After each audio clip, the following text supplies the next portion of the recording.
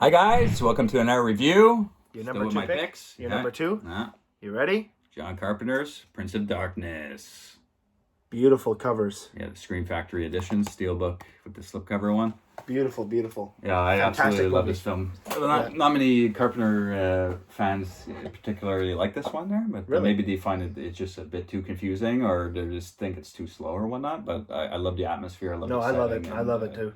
It's but- it's my number 5 favorite of all time. Yeah, mine too. Number 5 there, but I mean, $3 million budget for this film too. You know, like a master filmmaker who's gone through a lot of big movies in the '80s. He stepped back in '87 for this film and did independent films. That's right. It's only a $3 million budget. Still made $14 million at the box office, which is still great. It had like a cult following because it made more after. Yeah, it's always like that with Carpenter. His movies are like ahead of their time, and then people catch up later, and then That's like, right. oh, That's it's right. just a masterpiece.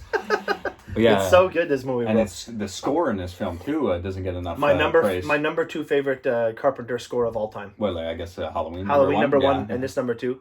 Mm-hmm. It's so good, man. It's right up there for me. It's one of his most underrated, and it's like throughout the film, you know, it's like that don't. I like the little element. You got like Alice Cooper in the movie too. Like you Yeah, hear the music and stuff in the background. I That's true. just love it, man. I love it. This Yeah, whole movie is phenomenal. Yeah, and Alice Cooper wasn't even supposed to be in this film. You know, he ended up putting him as like the lead street person there, but it's because Shep Gordon, one of the executive producers, is Alice Cooper's manager still to this day. And he was producing one of the producers on Prince of Darkness. So he asked Alice Cooper to maybe record a song for the movie because he previously did Jason Lives there, That's right. Part 6, that Jason song, you know, The Man Behind the Mask. That's right. That's a good song. Yeah, so he was doing like horror themes or horror songs for horror movies. So Shep Gordon asked him, you know, why not come to the set, meet Carpenter, and That's right. maybe record a track for the movie. So when he was there, you know, he hit it off with Carpenter. He was watching him do his thing on set and everything, and he's like, "Fuck, you know, you want to be one of the street people, you know." Talking about being at the right place at the right time, eh? Yeah, honestly. But I mean, Alice Cooper didn't need to be in the movie. It's an you know? iconic kill too. Like, But that was a thing he would do during his musical, big concerts. I heard that somewhere too. Yeah, he would do like stunts like that on his stage. So yeah, they kind of did a kill, inspired by Alice Cooper, what he does during his concerts. But during that scene where he does the bike kill, that song that's playing on the guy's headphones there. That's right. The old 80s Walkman headphones. You'll hear faintly an Alice Cooper song. It's called Prince of Darkness. It's the same title as the movie. But that song wasn't released yet there. It was made for the movie, so you can faintly hear it through his headphones there. Yeah, that's right. Yeah, a little Easter egg for people that don't know. Yeah, no, so you got Alice Cooper in this film too. It's always cool. And Live Films produces this film. They made a few horror movies in the late 80s, early 90s. Most notably this one. The year after was They Live. That's right. Then they did a couple movies with Wes Craven, Shocker, and People Under the Stairs. They say this is part of Carpenter's Apocalyptic 3. Yeah, trilogy there with the Thing, this, and Mouth of Madness. It's not like they're really connected. It just they all have bleak endings. Mm-hmm. You know, so like all bad outcomes. You pretty much think of the worst when the movie ends. You know, so. Yeah, but I feel like if you watch Prince of Darkness and They Live, I feel like they're connected. They're in the same universe, and maybe I'll get more into it while we After the movie. Yeah, because I would have to review They Live too, because That's right. The opening shot about the church on the wall. Well, maybe we can do a after this and after the They Live review. Yeah, we're definitely we can combine them there because I feel like those two, especially their 87, 88 back-to-back movies, same production company, independent films. He was able to do whatever he wanted, and I feel like he intertwined those two movies. And the main thing is like when in this movie when she's typing "I live," "I live," "I live," and then they live. Yeah. But at the ending in this film, you don't know if if it's gone or not. If they achieved or not. So. If it ends on a bleak end, note, and there, it did, run its course, and when it, started taking over the people and the corporations, as you kind of see in They Live, it's all like corporate people that are, with the money that are taking over kind of thing, But yeah, I think it could have started here, leaked out, maybe that Sheol, and that's what I think the goo is too in this container. Sheol. It's like the embodiment of Satan. That's what kind of the description they give you in the film. So if this thing was able to leak out, whatever, and if you look at the They Live wall, you'll see the Prince of Darkness, right at the beginning opening shot for They Live. You'll see that Prince of Darkness church right on the right-hand side, and you'll see a black substance leaking out of the church. So I think he was hinting that it wasn't all well, at the end of that film, and it continued on to They Live. That's right. And now we're seeing like even, how much further it advanced, Yeah.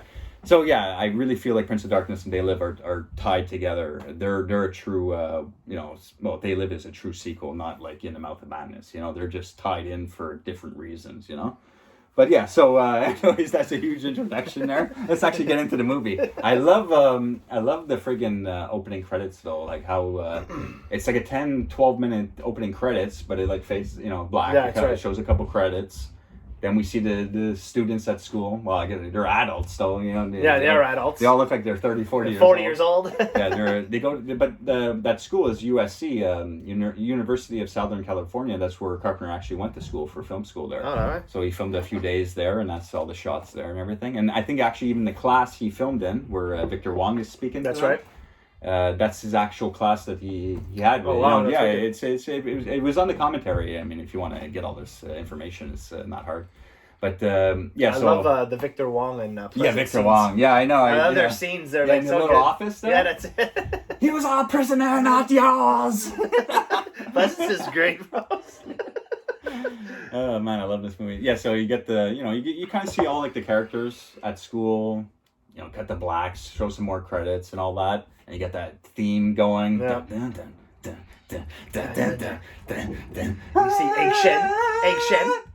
Yeah. Well, you see the priest dying in his room. With a little chest on it, right? Yeah, he has like a little treasure chest with a key inside. But Pleasance, when he goes to the room, why was he here? Why was he here? He's just lying there, right? Oh, he had a meeting with His Eminence this afternoon.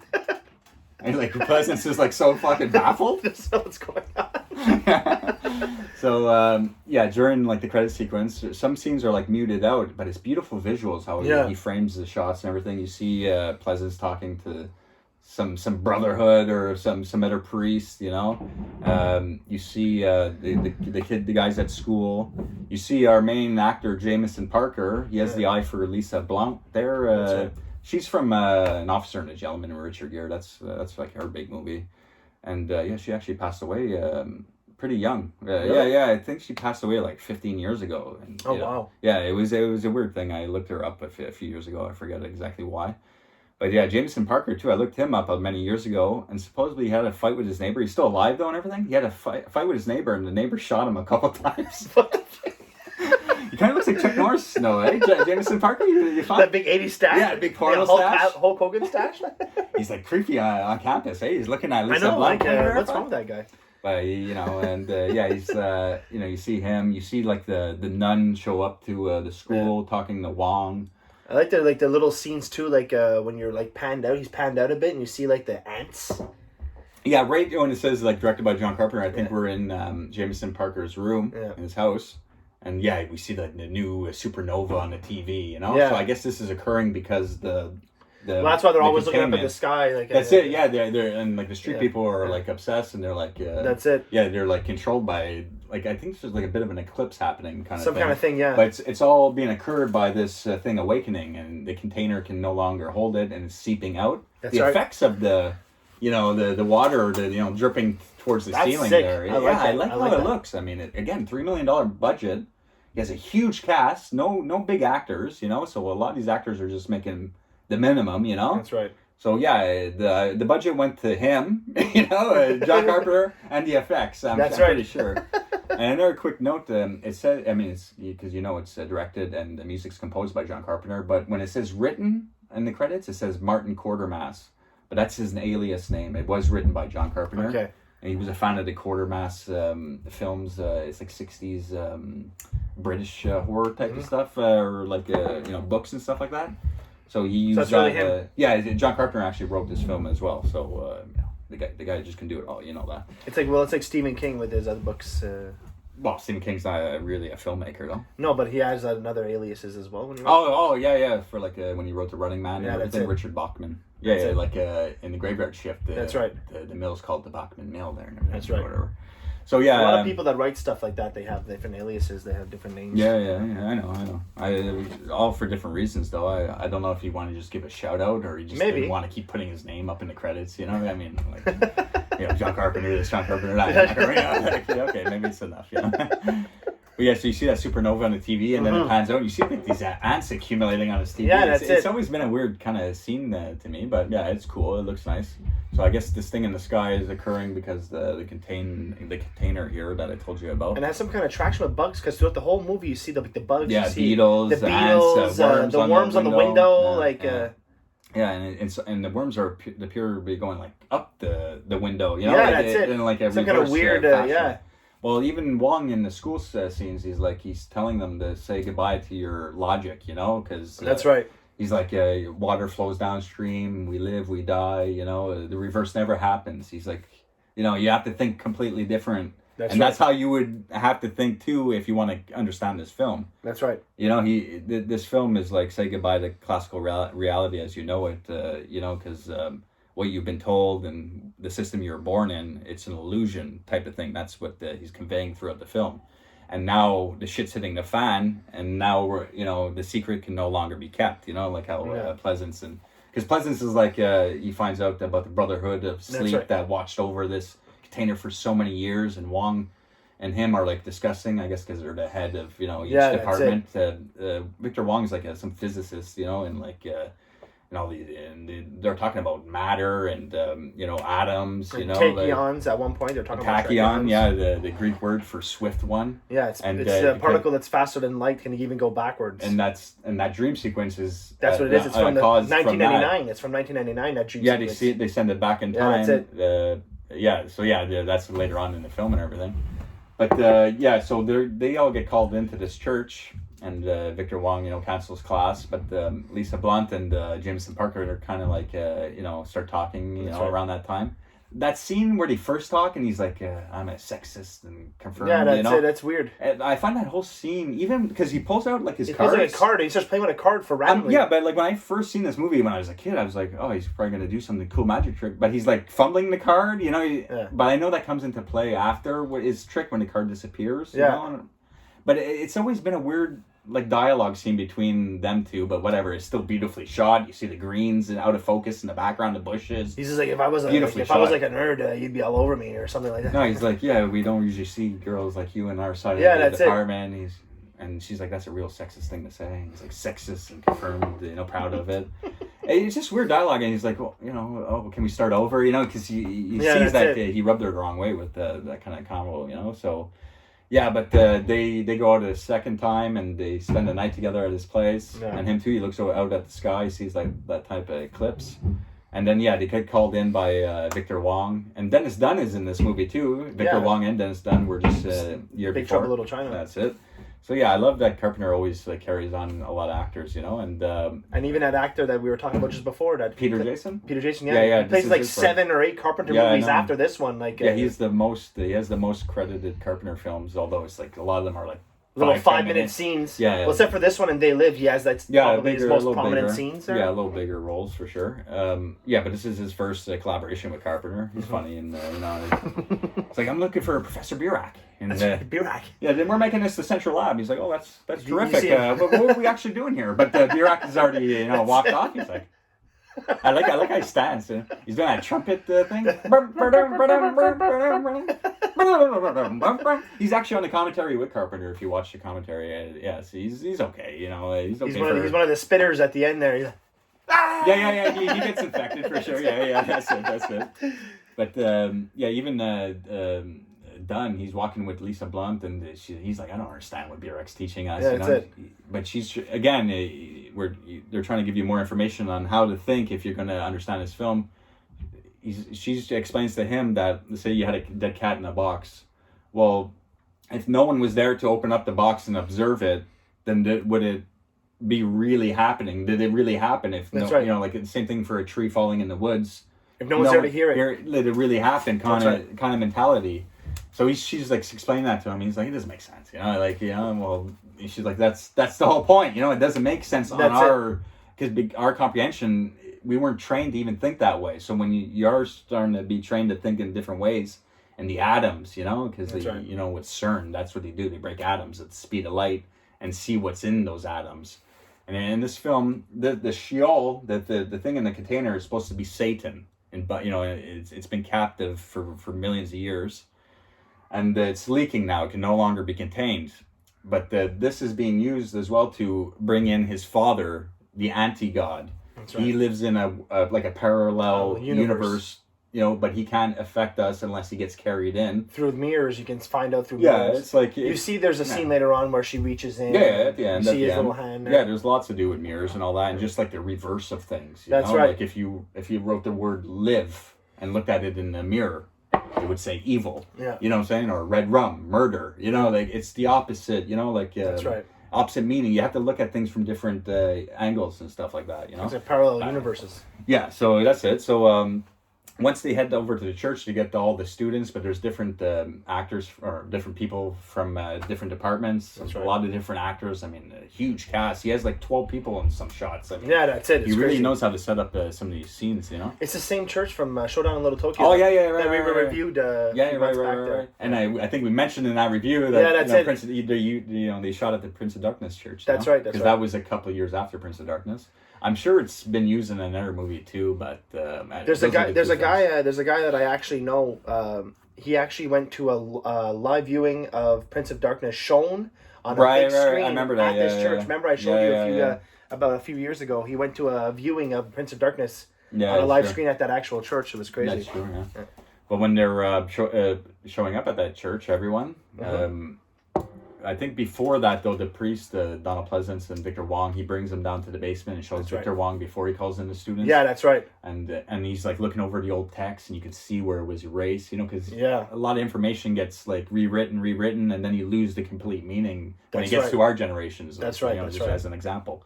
So yeah, the text has been distorted, but he needs help. He needs all these students, specializing in this field, to come check this out and try to understand what the heck is going on. So when everyone shows up, now we start seeing the street people, That's right. First see Alice Cooper. He just comes legit comes out of nowhere. Yeah, he's like behind a garbage can. He's behind a garbage can. You see these people walking, and he just fucking pops up. But I love his that narrow laneway. Yeah. But even in They Live, you get that big laneway shot with the fight scene. I love the laneways and the looks of his LA filming locations in those two films particularly. I just love the laneway, the griminess looking, the church setting. It all looks great. They're creepy fucking people, man. They're watching there. Even like Donald Pleasance bumps into one. She got like a can of worms. She's like, "Thank you, Father, for opening up the church again." Yeah, that's. But you can hear the voices like distorted. Yeah, and she's like kissing his hand. Yeah, he goes in. He's looking at his hand. So he goes into the church, they're all setting up. That same one later on comes with a big fucking knife or scissors or something and kills the guy. That's the one there that was kissing on Pleasance. She was heard. That's true, yeah. Yeah, she kills Frank after. Yeah, that's it. Come on, Frank, we're on the brink of the ultimate truth. That's it. Oh, come on, this is caca. But yeah, it's a little after. But right now, everyone's, getting introduced to each other, all different departments. Hi, I'm Calder, microbiology. That's right. I love that guy. They look out the window, they see the street people, So weird, that guy. Yeah, I know. The cast is hilarious. But yeah, there's no big stars in this film. But it's a low budget film, But you still got Pleasance, you got Victor Wong. I would probably say that Victor Wong and Pleasance are probably the biggest stars in this movie. Obviously. Yeah, obviously. A lot of the other people are more television maybe stars and stuff like that. It's some movies. But yeah, Jameson Parker was a big television star. Well, not big, but he had a show called Simon and Simon, I think it was. Okay. So yeah, it's more television type of actors, but he still pulled it off, man. Still gets the most. For a low budget horror film, still gets the most. And why he made this film is too because like the 80s were kind of like full of like a slasher ripoffs of his Halloween film. And he wanted to make a more significant horror film, although maybe it's not like a masterpiece or anything, but he just wanted to make a smarter horror film not just slashing blood and guts. The guy's a legend, man. The guy's a legend. He can make it work with anything. He's trying to find out the meaning of life around this period of time in his real life. Maybe in the, he tried to, convey it in a little horror picture. But, it's great. Like I challenge any director out there to try to do what he does with that budget and that cast. No, honestly, yeah, exactly. I challenge any director to try to do that. With that budget and the same quality of cast, try to produce a film like this. Yeah, I know, honestly. And most people be wasting their budget on trying to get a guy to compose the music. At least he's able to. That's right. Give you the full feeling of what he's trying to convey. With the sound as well. But yeah, so when we're in the church and everything, and we get a couple scenes with Victor Wong and Donald Pleasance talking in his office. That's right. And, he's like, it's all power and disbelief that powers them, He's like, it's in the atoms. I love smaller, in the shadows. I just love Pleasance, man. He's so great. But Victor Wong's funny, too. He's like, the outside world doesn't want to hear this type of bullshit. Which is, again, if you put it into our reality, we just want to watch sports. We want to be entertained. We want to watch Wheel of Fortune. We're not ready for this kind of information. Reality TV shows. If this was really true, people wouldn't even know how to handle it. That's it. And even if it was true and they knew it was true, they would probably still want to be entertained. It's like, well, what do we do? Let's just be entertained. They wouldn't know what to do. Yeah, it's just like the information's so heavy. A bunch of mindless sheep. That's it. So when the truth finally hits them, a lot of these people can't even understand it. It's just way above them. So, I mean, this film is above a lot of people that just like slasher films. Yeah. I like horror, I like suspense, I like setting, I like atmosphere, mood. That's right. But man, shooting a deep story that I can try to dissect because I try to get to the bottom of things. I'm all for it. I've seen people cut up every which way. Okay, but it's how you deliver the kill and the suspense. If you think about it, it's kind of like how you and me broke down American Psycho when we did it, because people look at American Psycho as if it's just a slasher movie, but we really got into detail, behind it. You know what I mean? That's more of a polished slasher. Yeah, that's it. But you know what I mean? I like how when you and me dissect a movie, we really get into details. We look at it in a different way. You know what I mean? This is not just a horror movie. You know what I mean? Exactly. Yeah. So when everyone's there, Victor Wong and Donald Pleasance brings everyone down to the basement and shows them what they're dealing with there and everything. That's right. And some people are in disbelief, like how we're saying. Some people are like, we're on the brink of the ultimate truth, you know? That's it, so people are skeptical. You got a girl trying to, decode the text and all that. Because it's in Latin or something like that. You got a Latin specialist and stuff like. The girl is checking the seal on this container. She's like, it's a few million years old. They're like, what the fuck is going on? We're not even supposed to be alive millions of years ago, but they're doing stuff like that. It's like almost they got so advanced and then they dumbed us down and pretend like all that advancement didn't happen and made us restart again while they had all the technology kind of in the back of their mind. But so when they're all in the basement, they're whatever, they start setting up, they do different things to start studying it and everything. That blonde girl, Susan Blanchard, bangs her arm on some equipment. That's right. It becomes a bruise, but she becomes a marked. She becomes the one to bring in the anti. They try, she tries, But so she gets marked.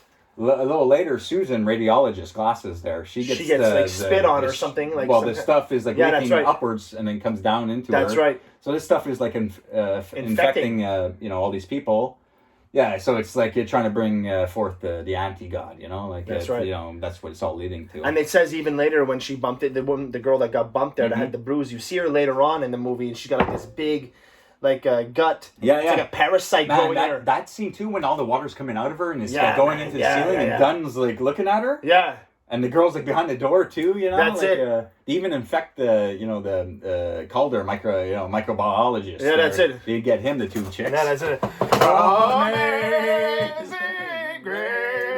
He stabs himself in the neck. But even Frank though, he leaves. He's like, this is caca. So he's outside in the dark by himself, caca. But the girl comes with the knife. She comes running. That stabs them, all the beetles everywhere. But it's such a funny little thing, but it's such a basic filming technique that I love this type of stuff. When you see the knife, coming at him. That's right. Yeah, it appears like she's moving because you see the ball moving behind her. That's right. But in reality, he just had her hand just like that, and he had a big rig truck a long one, and he had like the side panel painted whatever he wanted or whatever, make it look like a wall or whatever. So he actually just had her stand still and maybe move her hand just like this, and while the truck is moving behind her, so it appears she's coming at you, but she's standing still. It's just the little film techniques. I love that he does these types of things, because it just, when you have small budgets, you have to think of stuff like that. Absolutely. And when she's stabbing a man, it's like, it's gross. Yeah, she's standing in the Beatles and everything. No, there's only one thing I have to say about this that, like, me personally, I would have done just a little different. Is just I would have added just a little bit more blood on the actual knife or scissor itself. Because, like, she's really fucking maybe. And there's only just a little blood on the thing. Like, after watching it several times to do the review, like, I actually said, maybe just a little bit more blood on the actual, but that's it. But that's it. That's all I. But I like the effect when he's like, hello. Hello. Later on, where he's all like, and the makeup effects in this movie are phenomenal. Like, but that guy's actually a makeup artist, so he maybe have done his own effects, and he has a small scene in They Live too. As it's hard to see him, but he's actually in They Live as well. But when he's like, hello, I got a message for you. You ain't going to like it. And all the beetles are coming out of his chest and stuff. But I like how his body collapses. It like goes down in layers. And his head pops off. And he's like, you pray for death. But it gets a close-up of his face and the eyes are black out. It looks good. No, I like that. And also, too, the girl, too, like her makeup effects later when her skin looks like all like melted off. I know. I love like that, Freddy man. Krueger. No, that's it. I love it. It really all through the skin. I think that's so creepy where it looks like the skin is like off and it's just the eyes that are like moving and she's there like, Father. That's fucking creepy. No, it's good. I really enjoy this film. But so after all that's said, then people are starting to get infected by Susan. That's right. The bald guy Dirk Blocker, he gets infected. He gets a fucking thing right in the eye. Yeah, that's true. And the guy who's singing Amazing Grace kills himself. Yeah, he kills himself. But then he comes back later. He's like in love with this mirror. Well, I don't think he kills himself. He stabs himself while being infected. Yeah, that's it. I think he's like able to take it or whatnot. And he's like obsessed with a mirror later. And then Don Pleasance is like running in the room. Holy fuck! Why'd I have to choose this room? No, that's it. But no, later on he finds his axe. He finds the axe. And he says some type of Greek word. And throws the axe. No, but if I would have known that axe was there the whole time, I would have fucking chopped that guy's head off while he was looking at that mirror. Like, fuck. But I like when Peter Jason 2 gets infected. But that's I like when they all get split up. So Donald Pleasance goes in a room by himself and hides behind this like thing that's in the room.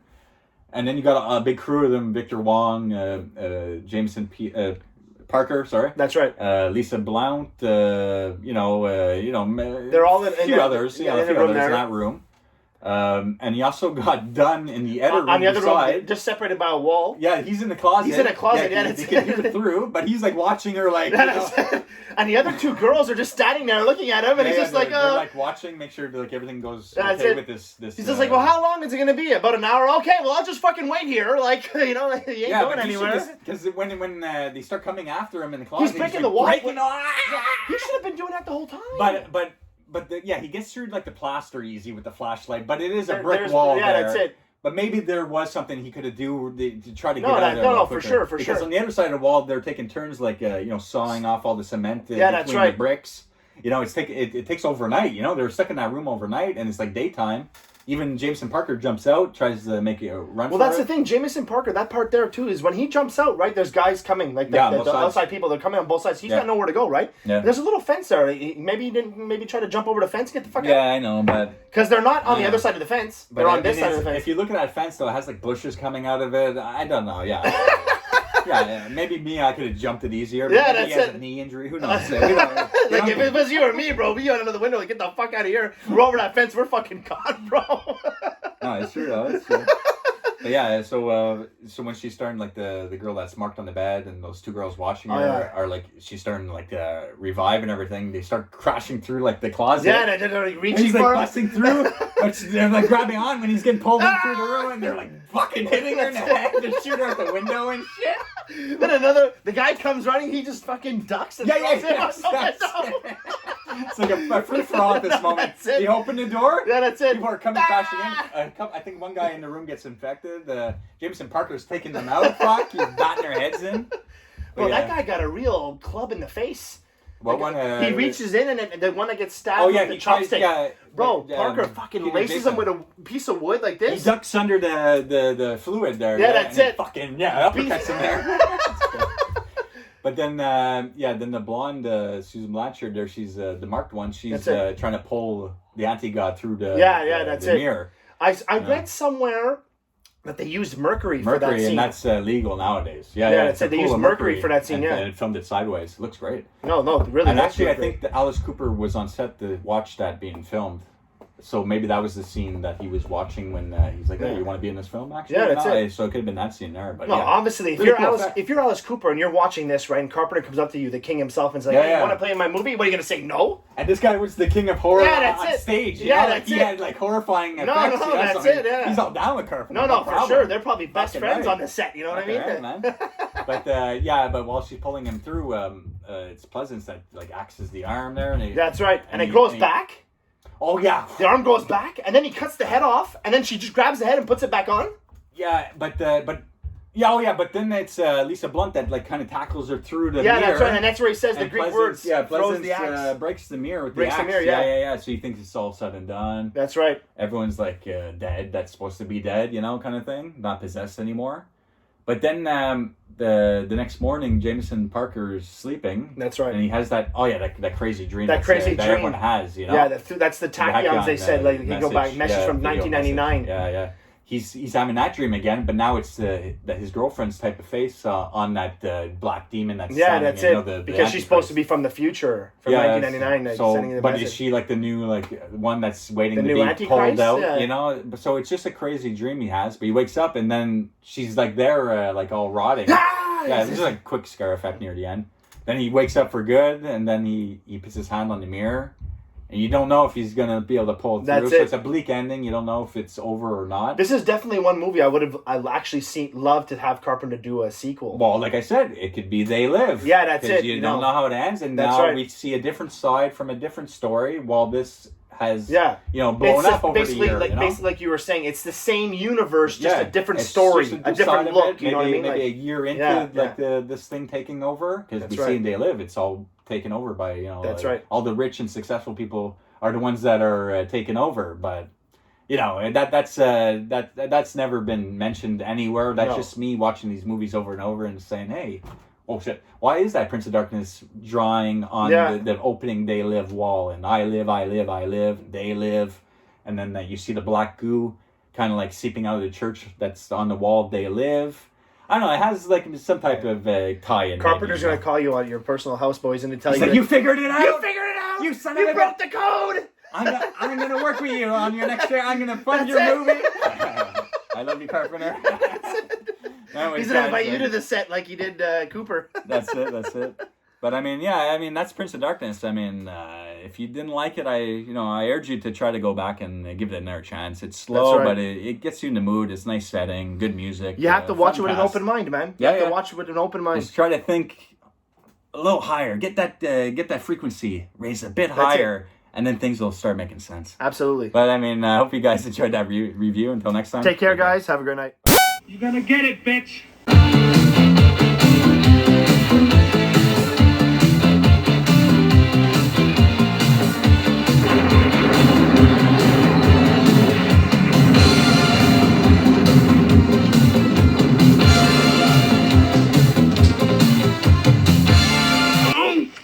Damn enchiladas!